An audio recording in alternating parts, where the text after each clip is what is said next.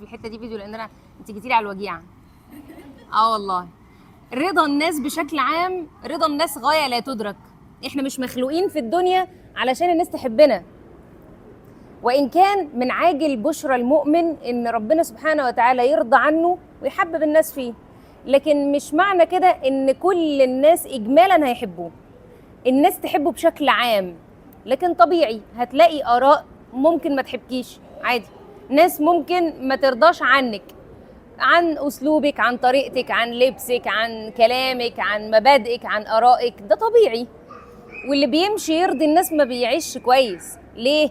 لان هو هيفضل يتلون، هيجي مع كل الناس اللي تلاقيه كل الناس راضيه عنه، ده تفكري اخباره ايه. احنا بنتكلم ان الله سبحانه وتعالى اذا احب عبدا نادى في اهل السماء، وبعد كده جعل له القبول في الارض، الحديث اللي احنا عارفينه، نادى في اهل السماء، نادى سيدنا جبريل اني احب فلانا فاحبه، فيحب سيدنا جبريل وينادي في اهل السماء فيحبوا اهل السماء، وبعد كده اهل الارض يوضع له القبول في الارض.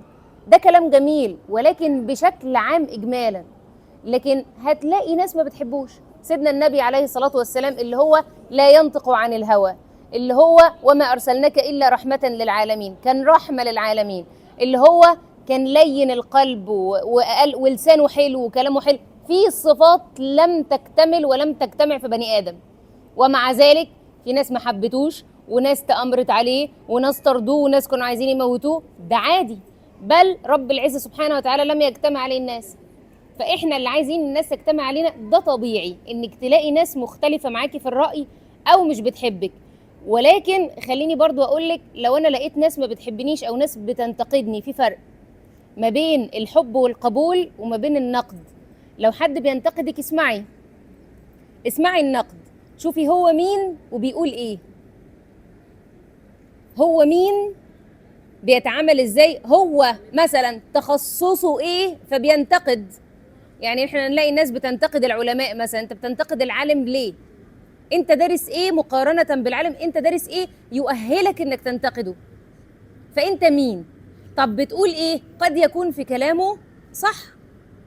الناس في حياتنا لما بينتقدونا انواع، في حد بيبقى لسانه مش حلو وهو نفسه قلبه مش حلو، فخلاص ده بتركنيه على جنب. في حد تاني بيبقى قلبه حلو وحد كويس، انسانه كويسه، بس هي ما بتختارش الفاظها كويس. ففي الحاله دي خدي الحاجه الكويسه منها بالظبط، خدي الحاجه الكويسه اللي هي قلبها الحلو، اللي قلبها عليكي، خلاص، وسيبي الالفاظ فتعاملي معاها بقلبها. في حد تاني قلبه حلو وكلامه حلو، ده بيبقى هديه بقى ربنا بعتهولك، ان هو يعني ربنا بيرضيكي بيه، انه يقول لك راي كويس وكمان استخدم الفاظ حلوه وطريقته في النصح مقبوله. فهي دي الحياه يعني. فانا بتعامل مع النقد شيء، وبتعامل مع قبول الناس ليه شيء تاني، ده حاجه وده حاجه. طيب في سؤال تاني قبل ما نبدا؟ بحب اطمن عليكم وبعد كده ندخل في موضوعنا. عشان كده انا النهارده